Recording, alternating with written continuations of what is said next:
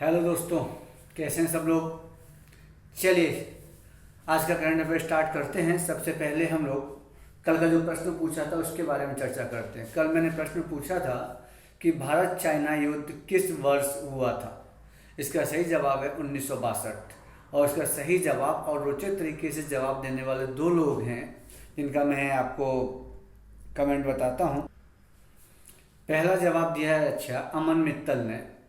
इन्होंने कहा 1962 आंसर बताया और साथ में कहा कि युद्ध जो स्टार्ट हुआ था 20 अक्टूबर 1962 को हुआ था। चीनी सेना लद्दाख और मैकमोहन रेखा के एक साथ हमले शुरू कर दिए थे और इस चीनी सेना ने 20 नवंबर 1962 को अपने आप खुद ही युद्ध विराम की घोषणा कर दी थी और जो विवादित क्षेत्र था उस पर कब्जा कर लिया था। इस युद्ध का मेन कारण जो था वो चीन में 1959 में तिब्बती विद्रोह के बाद जब भारत ने दलाई लामा को शरण दी तब चाइना क्या हो गया, नाराज हो गया। और चाइना ने नाराज होने के बाद पंचशील सिद्धांत जो अब उसमें चर्चा हुई थी, भारत और चाइना के साथ में समझौता हुआ था जिसे पंचशील सिद्धांत कहा जाता है, जिसमें चीनी भारतीय भाई भाई का नारा दिया गया था। इस नारे की आड़ में चाइना ने भारत पर आक्रमण कर दिया 20 अक्टूबर 1962 को। एक महीने युद्ध चला और अपने आप ही खुद युद्ध विराम घोषणा कर दी थी। ये था इसका आंसर 1962।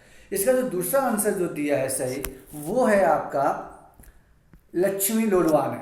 इन्होंने भी वही जवाब दिया है, बढ़िया दिया है कि इन्होंने भी कहा कि दलाई लामा को जब शरण दी तो भारत चीन सीमा पर हिंसक घटनाओं की श्रृंखला शुरू हो गई।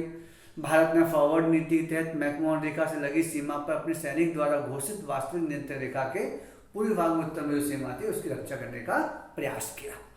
चलिए धन्यवाद, दोनों का आंसर बहुत अच्छे लगे हैं मुझे। चलिए अब हम चलते हैं कल के जो क्विक रिवीजन कल जो हमने पढ़ा था उसका एक रिवीजन करते हैं कि क्या जवाब है। चलिए ठीक है,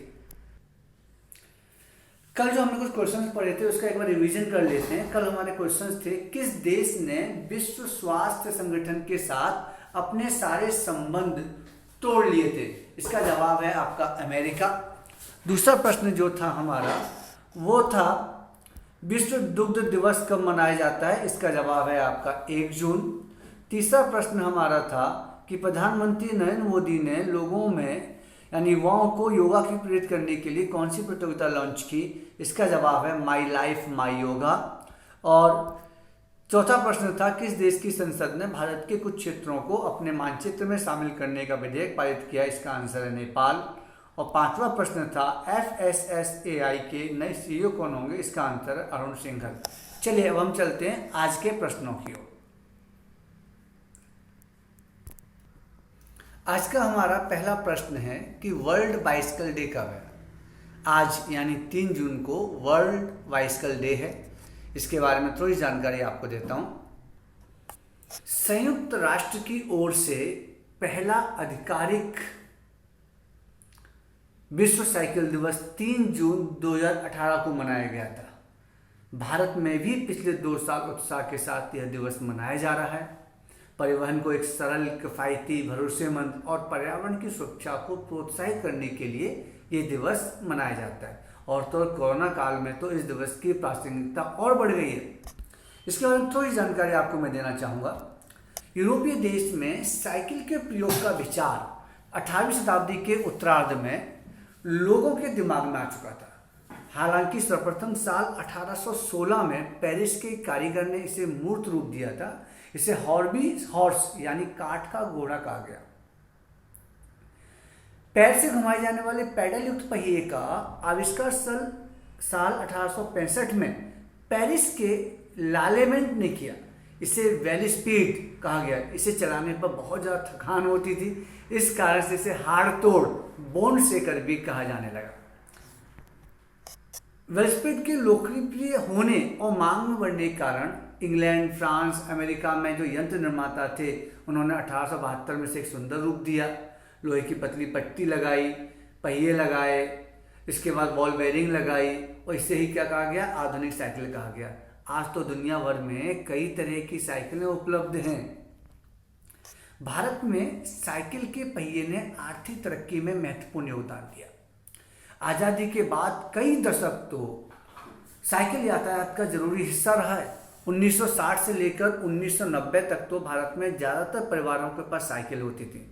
यह महत्वपूर्ण और किफ़ायती साधन था। अरे भाई, कहीं ना कहीं तो दहेज में डिमांड लड़का करता था कि मुझे साइकिल चाहिए, बिना साइकिल के मैं शादी नहीं करूँगा, है ना। चलिए, गांव में तो किसानों के लिए मंडियों तक फसलों को पहुंचाने का साधन रहा। आज भी दूध विक्रेताओं का तो आज महत्वपूर्ण साधन है ये, मजदूरों के लिए बड़े काम का वाहन है।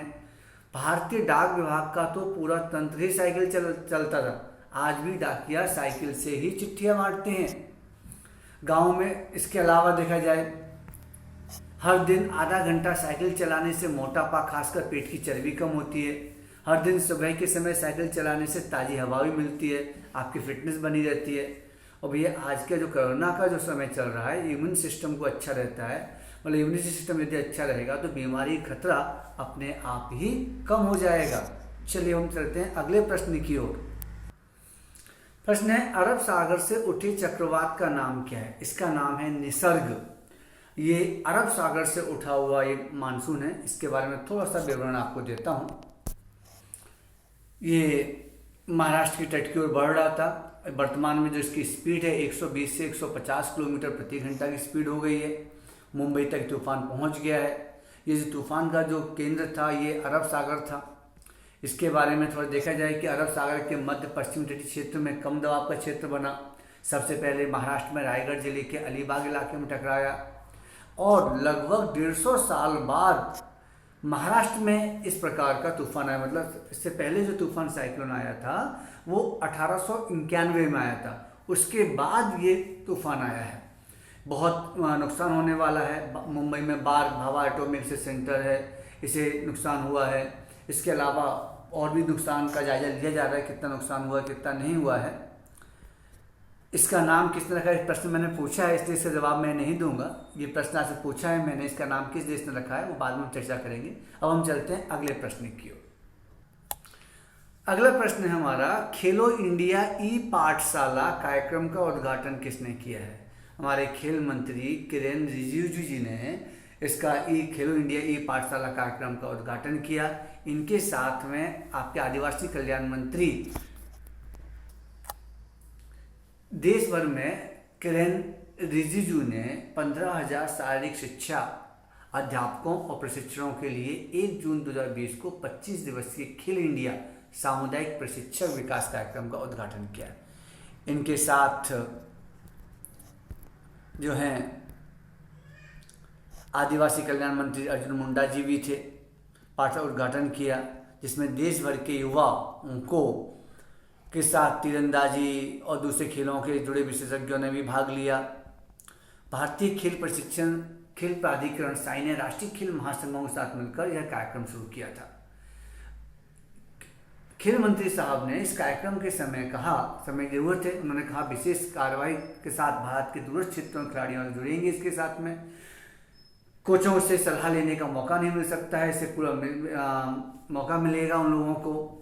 इसके अलावा दूसरे जो विशेषज्ञ थे वो भी इसमें शामिल हुए। इस कार्यक्रम में 21 खेलों को शामिल किया गया। प्रश्न जीएस का बनता है कि इस कार्यक्रम में ये पाठशाला कार्यक्रम है, इसमें कितने खेलों को शामिल किया गया है? तो आपका जवाब क्या होना चाहिए? 21 खेलों को शामिल किया गया है, जिसमें बता दूं आपको मैं, एथलेटिक्स हो गया, तीरंदाजी हो गया, मुक्केबाजी है, साइकिलिंग है, तलवारबाजी है, फुटबॉल है, जिम्नास्टिक है, हॉकी है, जूडो है, काइकिंग कैनोइंग है, कबड्डी है, पैरा खेल है, रोइंग है, निशानेबाजी है, ताइक्वांडो है, टेबल टेनिस है, वॉलीबॉल है, भारोत्तोलन, कुश्ती और वुशु शामिल है। कार्यक्रम में सीनियर कोच भाग लेंगे। इसके अलावा खेल वैज्ञानिक, हाई परफॉर्मेंस निर्देशकों और मैनेजर की सीमित की देखरेख संचालित की जाएगा। कुल मिला कहने का मतलब है जो खिलाड़ियों को बहुत सारा लाभ मिलने वाला है इससे। चलिए अगले प्रश्न की ओर। अगला प्रश्न है हमारा, ब्रिटेन में भारत के अगले उच्चायुक्त कौन होंगे? इसका आंसर है गायत्री आई कुमार। ये जो आप चित्र देख रहे हैं गायत्री आई कुमार हैं। विदेश मंत्रालय ने मंगलवार को इनको ब्रिटेन में भारत का अगला राज्य उच्चायुक्त नियुक्त किया है। ये 1986 के बैच की भारतीय विदेश सेवा की अधिकारी कुमार रुचि घनश्याम की जगह लेंगी। ये अधिकारी हैं और ये कुमार रुचि घनश्याम की जगह लेंगी। वर्तमान में कुमार बेल्जियम, लग्जमबर्ग, यूरोपीय यूनियन के बतौर भारतीय राजदूत सेवाएं दे रहे हैं। इन्हें पदभार बहुत जल्दी मिलने की उम्मीद है। साथ में देखा जाए कि ब्रिटेन के साथ जो हमारे संबंध हैं उससे संबंधों को आगे बढ़ाने का इनका उत्तरदायित्व रहेगा। अभी G7 में जिस प्रकार से भारत को शामिल करने की वकालत चल रही है, उसमें किस प्रकार का ब्रिटेन का रुख रहता है, ये सब चीज़ें भी इनके ऊपर बहुत महत्वपूर्ण है इनके लिए। चलिए हम चलते हैं अगले प्रश्न की ओर। अगला और लास्ट प्रश्न है, पीएम मोदी जी ने चैंपियंस प्लेटफॉर्म किस क्षेत्र के लिए लॉन्च किया है? MSME। अभी जो घोषणा हुई थी प्रधानमंत्री जी ने आर्थिक पैकेज घोषणा जो की थी, उसमें MSME का बहुत बड़ा योगदान था। इसमें कुछ सेक्टरों को मिलाया गया। चलिए थोड़ा सा बताऊं आपको इसके बारे में। तो ये पोर्टल जो है सूक्ष्म, लघु और मध्यम उद्योगों की समस्याओं का तय समय में समाधान करेगा। इसे सोमवार को उन्होंने चैंपियन पोर्टल को लॉन्च किया प्रधानमंत्री मोदी जी ने। तो इसके लिए यह पोर्टल MSME की मदद करेगा। इसकी मदद से उनकी शिकायतों को सुलझाया जाएगा और प्रोत्साहित करने में भी मदद करेगा। इसमें मिलने वाली शिकायतों को तय सीमा में निवारण किया जाएगा।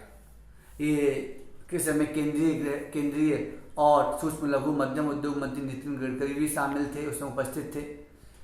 इसके अलावा इसमें कुछ निवेश की बात कही गई है। जैसे कहा गया है कि इसका विस्तार कर दिया गया है। अब सूक्ष्म उद्योगों के लिए सीमा 1 करोड़ रुपए का निवेश और 5 करोड़ रुपए का टर्नओवर कर दिया गया है। पहले कम था।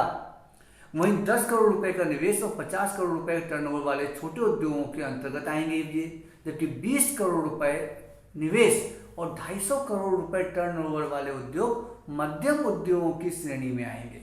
इसके अलावा इसकी बहुत सारी परिभाषाएं बदली गई हैं, तो इसे हम लोग एक अलग से एक टॉपिक पढ़ेंगे और टॉपिक में इसके बारे में चर्चा करेंगे इसके बारे में।